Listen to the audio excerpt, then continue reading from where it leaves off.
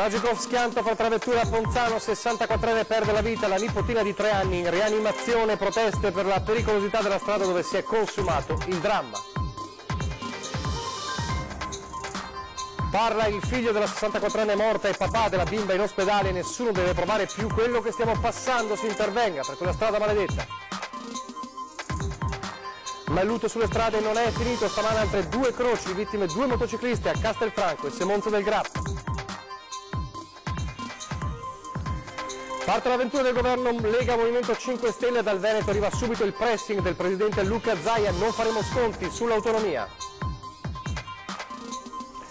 Nel pomeriggio al Quirinale il giuramento dei ministri davanti a Mattarella, nella squadra, oltre ai leghisti Fontana e Stefani, anche il trevigiano pentastellato Fraccaro. Il titolare di un'azienda del Trevigiano bestemmia troppo e un dipendente infastidito si rivolge al sindacato, la singolare vicenda a Conegliano. Sarà un ponte del 2 giugno all'insegna del bel tempo e del caldo afoso, ma non mancheranno rovesci anche violenti in montagna. Telespettatori di Antenna 3, buonasera, ben trovati l'edizione trevigiana dei nostri telegiornali e in apertura la cronaca di una nuova lunga scia di sangue purtroppo sulle strade della Marca. 3 vittime in poche ore. Il primo incidente a Ponzano Veneto ieri sera, l'auto su cui viaggiavano nonna e nipotina è rimasta coinvolta in un terribile schianto sulla Postumia.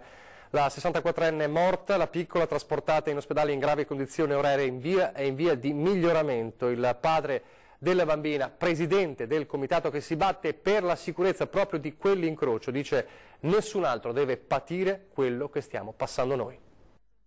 Lo schianto con una Fiat Panda che proveniva da Castrette, la carambola a centrostrada, l'impatto con un SUV che non ha potuto evitare lo scontro. Incrocio al Baston sulla Postumia tra Merlengo e Paderno poco dopo le 23. All'interno dell'Opel bianca che proveniva da Postioma, Natalia Frare, 64 anni, e la nipotina di 3. La nonna la sta riportando da mamma e papà, poche centinaia di metri prima della loro casa all'inferno. I soccorritori estraggono dall'abitacolo la donna in condizioni disperate. Morirà poco dopo al pronto soccorso. La nipotina è grave, viene ricoverata in terapia intensiva. Sul posto il figlio della vittima e papà della piccola, Cristian Zanatta, presidente del Comitato Zona Nord, che tante volte ha chiesto interventi per la messa in sicurezza dell'incrocio. Un vigile del fuoco lo ferma, si sieda, gli dice. L'angoscia per il destino della figlioletta e della madre, la notizia che quest'ultima non ce l'aveva fatta. Arrivare all'incrocio e non capire la situazione, non avere nessuno che mi confortasse, ma solamente purtroppo vedere i mezzi distrutti e avere solamente una telefonata che mi pregava di andare velocemente presso l'ospedale. Ecco, questi sono momenti che io non auguro a nessuno. Io adesso mi impegnerò in prima persona per far sì che questa situazione, questa tragicità non la passino altre persone, altre famiglie. Risolvere quel problema sarà l'obiettivo della mia vita, dice Zanatta, che in queste ore è stato, insieme alla compagna, al capezzale della figlioletta, fortunatamente in via di miglioramento. Le ore più difficili sono trascorse e finalmente stamattina, dopo aver fatto l'attacco di routine, hanno appurato che comunque la situazione era stabile, anzi era comunque in fase di miglioramento. Purtroppo mia madre non c'è qui a vivere con noi questo momento di gioia, però so che sicuramente avrebbe fatto questa scelta, avrebbe scelto lei di morire al posto di mia figlia 10-100 volte. Ecco. Queste le terribili parole di Christian e una comunità intera ovviamente che si stringe attorno a questa famiglia, ma una comunità intera che grida come Christian grida la pericolosità di una strada che deve essere modificata. Il sindaco Monia Bianchini e la sua giunta, riuniti in mattinata, si dicono sconvolti. Il problema c'è da decenni, ma la competenza è provinciale. Non è facile, non dico il dialogo, ma trovare sintonia con la provincia in merito, diciamo, alla gestione, ecco, di questa problematica. La provincia sa benissimo che quell'incrocio va affrontata, sa benissimo che quel tratto è percorso a forte velocità a qualsiasi ora del giorno, anche con mezzi pesanti, però fino ad oggi non ha saputo dare, diciamo, le risposte alle domande che noi chiedevamo. Niente riduzione del limite di velocità, niente autovelox, ma la situazione, dice il sindaco, non è più accettabile. Come comune ci sentiamo un po' forse non dico presi in giro, ma quantomeno ci sentiamo sottovalutati, oppure come va di moda cittadini di serie B. A questo punto abbiamo detto basta e già avevamo pronta una lettera a seguito dell'incidente la scorsa settimana per rinnovare, ecco, la volontà di venire ad una soluzione, e ad oggi, insomma, ancora con più forza chiederemo un incontro che sia però risolutivo. Come dicevamo, è stata una giornata terribile questa mattina a Castelfranco, un'altra vittima. Io ero fermo allo stop, a un certo momento mi sono visto arrivare addosso la moto con il signore che si è sbalzato, è andato in aria e è andato a sbattere addosso il palo dove segnala le strisce pedonali. Un impatto violentissimo che non ha lasciato scampo a Michele Pasinato, 51 anni, il prossimo 3 giugno. Lo schianto poco prima delle 10 a Castelfranco, all'altezza dell'incrocio tra via Damiani e via Solferino.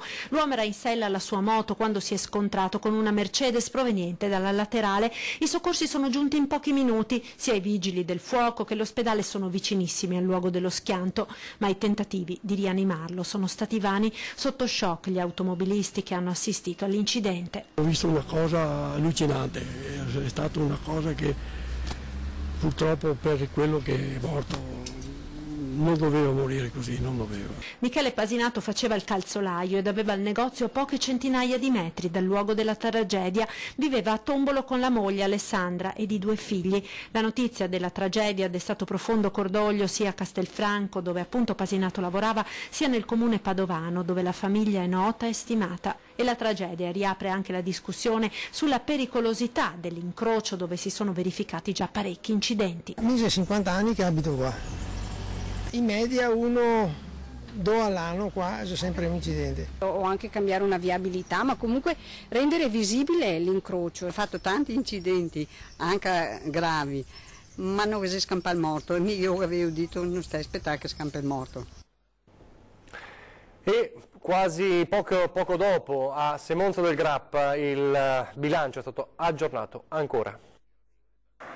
Ha perso improvvisamente il controllo della sua moto, ha sbandato verso destra fino a cadere rovinosamente a terra e sbattere violentemente il capo sullo spigolo del marciapiede senza dare più segni di vita. È morto così questa mattina Mauro Mariani, 66 anni, originario di Soriano del Cimino, nel Viterbese, dopo un'uscita autonoma di strada avvenuta attorno alle 10:30 in via Molinetto a Semonzo, a poche centinaia di metri dal confine con il Vicentino.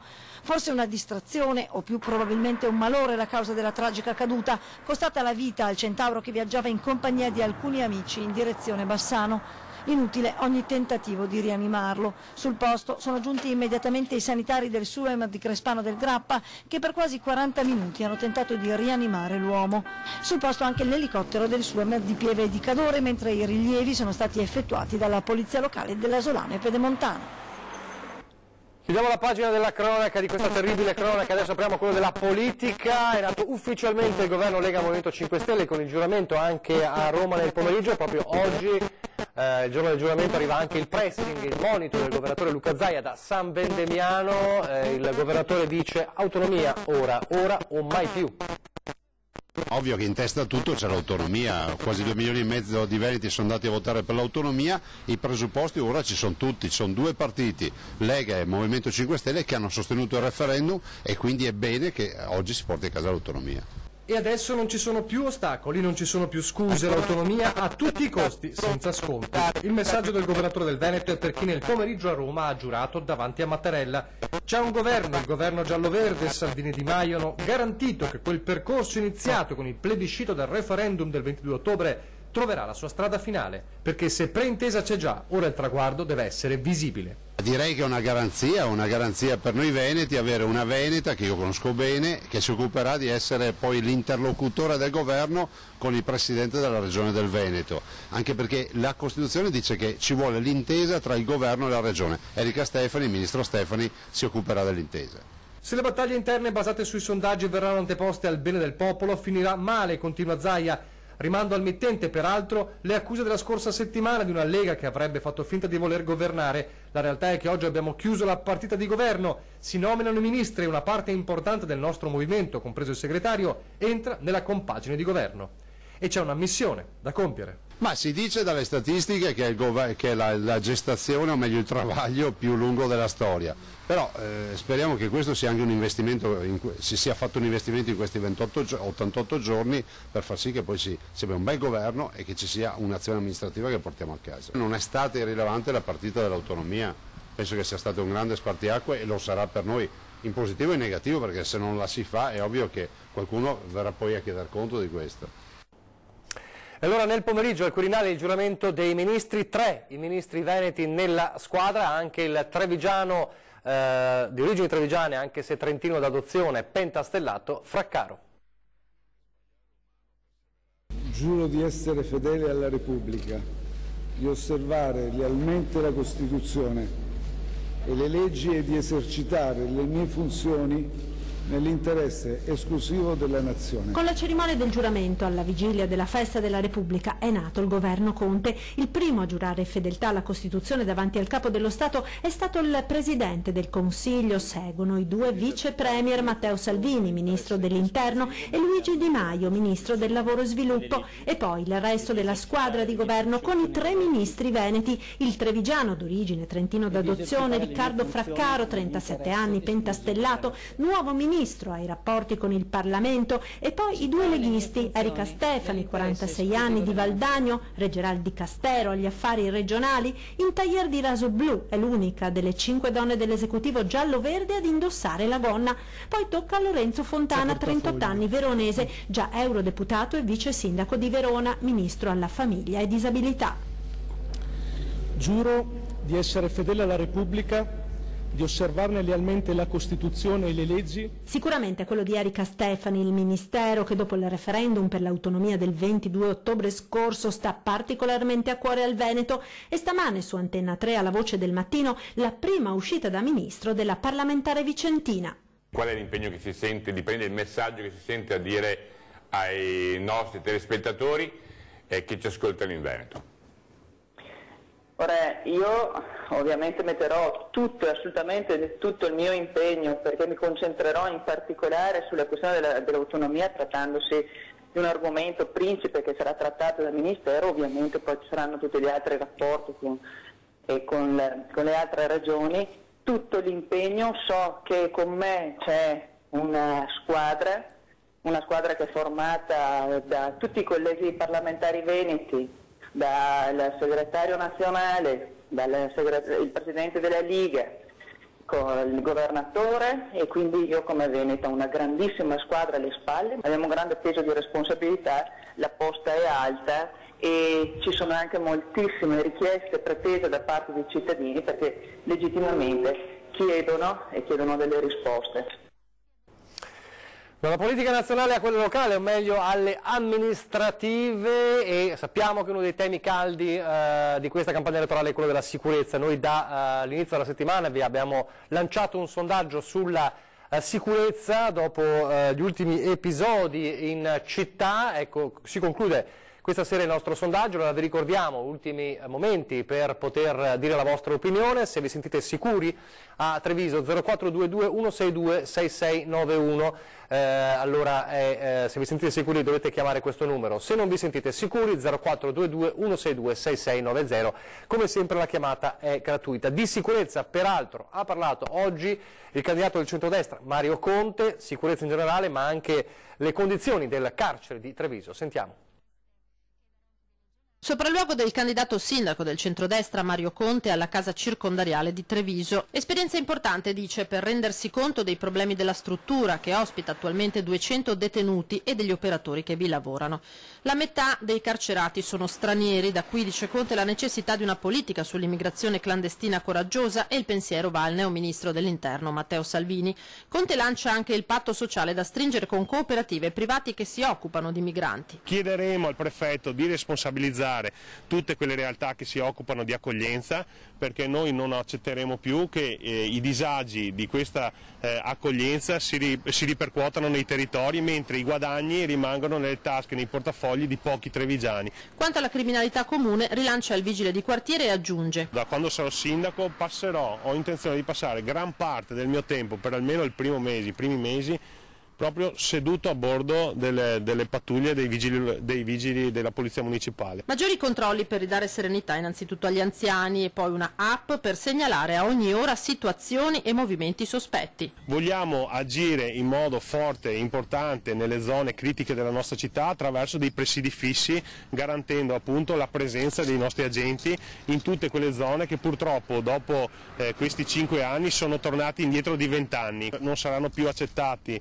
accattoni davanti ad ogni negozio, accattoni in corrispondenza di ogni colonnina del pagamento appunto del parcheggio, accattoni davanti ai supermercati, ci sarà una stretta importante e dei controlli a tappeto. E di sicurezza ha parlato ieri anche Carla Condurso, candidata sindaco con il Popolo della Famiglia, che era ospite di 20 e 10. Lo ha fatto raccontando di quando ha avuto uno spiacevole incontro ravvicinato con dei giovanissimi bulli in piazza Santa Maria dei Battuti. E sentiamo allora il suo racconto. Io proprio lì ho subito un tentativo di bullismo, personalmente. Quindi sono... dalle baby gang che lì giocavano? Sì. Quando è successo? È successo circa un anno fa. Io quindi sono testimone diretta, non posso dire che non ci sia un problema. Da parte mia, diciamo, la difficoltà è stata superata. Ma io avevo appena finito un corso di autodifesa, ecco, non vorrei che un'altra donna si trovasse nella mia situazione. Io stavo andando a vedere la mostra H dei Carraresi, una di quelle splendide mostre che la nostra città offre. Erano poco prima delle 5 di pomeriggio, era una domenica pomeriggio, era ancora luminoso. Un gruppo di ragazzini mi si è avvicinato, uno si è staccato dal gruppo, mi si è messo davanti e mi ha bloccato la strada. Ogni volta che mi spostavo si spostava per evitare di farmi passare. A un certo punto, guardando la corporatura del soggetto che avevo davanti, ho pensato che forse con le tecniche di autodifesa che avevo imparato avrei potuto farcela, e così è stato. Ho colpito come sapevo colpire, non l'ho buttato per terra, ma l'ho fatto spostare in maniera tale da poter camminare senza avere un muro umano davanti.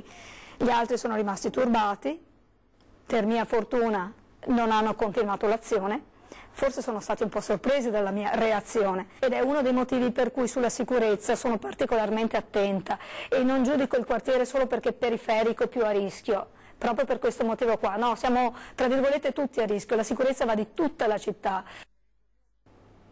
Altro tema caldo di questi giorni, la questione di Fondazione Cassamarca e la querella tra Cassugana e Fondazione Cassamarca di questi giorni. Oggi il sindaco Giovanni Manildo ribadisce con Gobbo: la fondazione è politicizzata. Un botta e risposta a distanza, quello tra il sindaco Giovanni Manildo e Cassamarca, o meglio Giampaolo Gobbo, consigliere d'amministrazione di Fondazione. La polemica si è accesa dopo che il primo cittadino di Treviso aveva parlato di un ente politicizzato, concetto che ribadisce nuovamente. Noto con dispiacere che è caduto questo velo e che con l'avvento di Gobbo si è fortemente politicizzata. L'esistenza di un patto De Poli Gobbo è certa. Fondazione ha supplito negli anni di amministrazione leghista l'inerzia dell'amministrazione riguardo la cultura, riguardo certi investimenti, e quindi sicuramente ha fatto delle opere meritorie, però ha fatto anche grandissimi errori, e Lappiani è un errore grossissimo. Gobbo respinge l'accusa di aver portato la politica in Cassamarca e allo stesso tempo difende l'operazione Appiani definendola una fortuna, ma Manildo non ci sta. L'operazione Appiani è assolutamente stata un'operazione sbagliata, un'operazione che ha spostato il baricentro della città senza pensare a come riempire la città svuotata da persone e da utilizzatori della città che adesso non ci sono più. Ha creato, basta pensare a Via Toniolo, basta pensare a Santa Maria Maggiore vicino all'ex questura, si sono creati dei buchi neri. Il sindaco di Treviso non si ferma però qui. Oggi Giampaolo Gobbo dice che Fondazione è aperta alla città, ecco io non penso proprio, Fondazione si è progressivamente richiusa in un castelletto, deve aprirsi sempre di più. Ci sono molti temi aperti che stanno a cuore ai trevigiani, spiega il primo cittadino, come il futuro del teatro e dell'università. Per me come sindaco, come cittadino, la piena collaborazione con l'istituzione Fondazione come l'istituzione del risparmio dei cittadini. Un tema sul quale è intervenuto in questi giorni anche il candidato del Movimento 5 Stelle, Domenico Lo Sappio. Chi si aspettava la quiete dopo la tempesta è rimasto deluso. Gli attacchi del comune di Treviso e la replica al vetriolo di ieri del Consiglio di Fondazione Cassamarca al sindaco Manildo sono destinati ad amplificarsi sempre più mano a mano ci avviciniamo alla scadenza del 10 giugno, quando si apriranno le urne per il primo turno delle elezioni a Treviso. Non è passata inosservata infatti la puntualizzazione di Caspineda sulle affermazioni del candidato sindaco più che da primo cittadino per Giovanni Manildo, quando afferma che il rosso di bilancio di Fondazione sono tutti i soldi sottratti a Treviso e ai trevigiani. Un segnale chiaro di come i ponti siano stati tagliati nel momento più delicato sia per Caspineda che per tutta la città, e il futuro del teatro dal Monaco ne è solo un esempio. Una situazione che secondo il candidato sindaco del Movimento 5 Stelle non può né deve durare. Noi stiamo dalla parte dei cittadini, la prima cosa che vorremmo fare sarà certamente quella di avere le carte in mano e capire davvero come stanno le cose. Per i grillini trevigiani operazioni come Appiani però non devono più concretizzarsi. Un'attività come quella della Fondazione non possa avere tra le sue attività quella dell'investimento di tipo immobiliare, deve essere un investimento di altro genere. Ci piacerebbe anche per esempio capire qual è il rapporto tra quanto è stato investito per la città e quanto invece è stato incassato dai dirigenti della Fondazione. Insomma, ci piacerebbe avere una serie di garanzie prima di siglare eventuali accordi con Cassamarca o con chiunque altro si presenti per quello che sarà la gestione del teatro, per esempio. Adesso la pubblicità.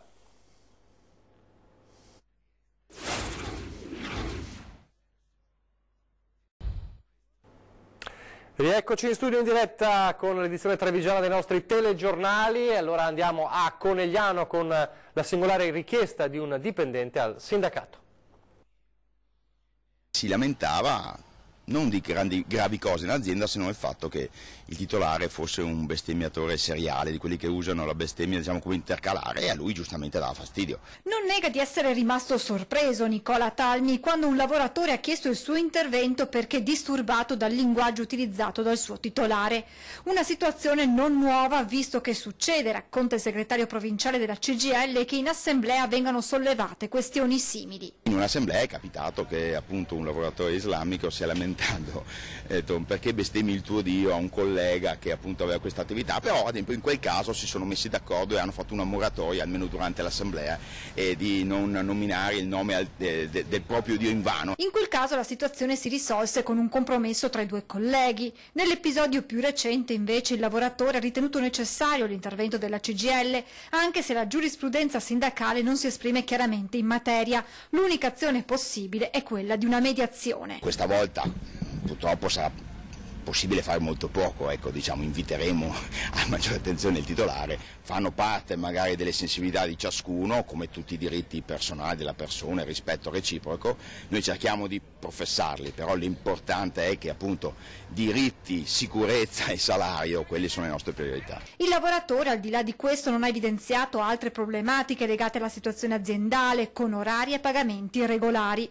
Per questo, spiega Talmi, nonostante si tratti di un tema sentito, come sindacato in un momento storico come questo abbiamo l'obbligo di occuparci di altre questioni. Noi preferiamo che ci sia sicurezza sui posti di lavoro, che gli stipendi siano pagati regolarmente, ci interessano queste cose, quest'altre sono molto meno importanti.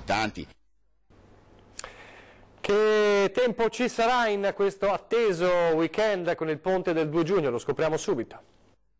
Festa con il sole, il 2 giugno in Veneto si presenta così nella previsione degli esperti. Avremo un aumento della pressione con il sole che sarà prevalente su tutti i settori della pianura e anche sulle prealpi, mentre nel pomeriggio si potranno sviluppare sempre a macchia di leopardo dei temporali sui rilievi, sia vicentini che bellunesi. Le temperature per questo sabato saranno decisamente estive con valori fino a 29 gradi sulla pianura, fino a 25 sul bellunese. Un punto all'insegna del bel tempo dunque, ma anche di afa costante. D'altronde è da aprile che le temperature stazionano costantemente di 3 gradi sopra la media. Domenica il tempo migliorerà ulteriormente, il sole continuerà a splendere su tutte le zone di pianura, su tutte le prealpi, sul Bellunese, mentre i temporali saranno occasionali e isolati solo sui rilievi del Vicentino. Temperature ancora in aumento con valori massimi fino a 30-31 gradi sulla pianura. E la prossima settimana le cose cambieranno poco, anche se con una maggiore alternanza. Le giornate saranno intervallate da momenti temporaleschi, però il sole a grandi linee sarà prevalente.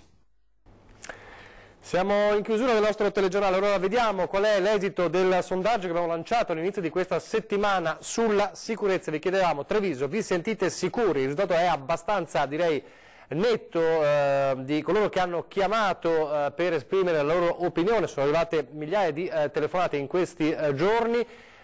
Vi sentite sicuri? Sì, 11,3%, no, 88,7%. Questo è il risultato del nostro sondaggio che è stato spalmato lungo l'intero arco della settimana. Vi ricordo, fra pochissimo, 20:10, continua proprio il nostro viaggio tra i candidati sindaco di Treviso, e questa sera appuntamento con Maristella Caldato, candidato sindaco della lista civica Treviso Unica Tu. È davvero tutto, allora vi lascio alle previsioni del tempo, grazie per averci seguito, arrivederci.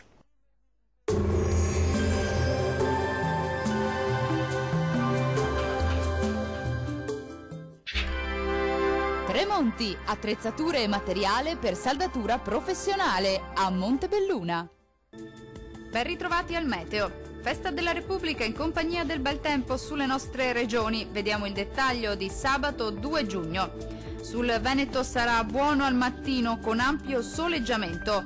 Dal pomeriggio aumenteranno le nubi anche con qualche temporale associato, specie sui rilievi del Bellunese. In genere asciutto ovunque altrove.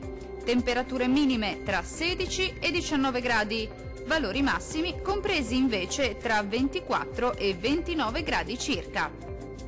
Non cambia di molto la previsione sul Friuli Venezia Giulia. Per tutto l'arco della giornata sarà bel tempo con ampio soleggiamento su tutti i settori. In serata lieve peggioramento con qualche piovasco sui monti del Pordenonese e dell'Udinese. Le temperature minime saranno comprese tra 17 e 20 gradi, le massime invece oscilleranno tra i 26 e i 28 gradi circa. Diamo uno sguardo infine al Trentino Alto Adige. Situazione del tutto simile, sarà infatti buono al mattino, poi nelle ore pomeridiane si accenderà l'instabilità con rovesci e temporali sparsi ma piuttosto frequenti. Migliorerà ovunque entro la serata. Temperature minime tra 15 e 16 gradi, i valori massimi invece saranno compresi tra 26 e 27 gradi. Dal meteo di Antenna 3 per ora è tutto, arrivederci al prossimo aggiornamento.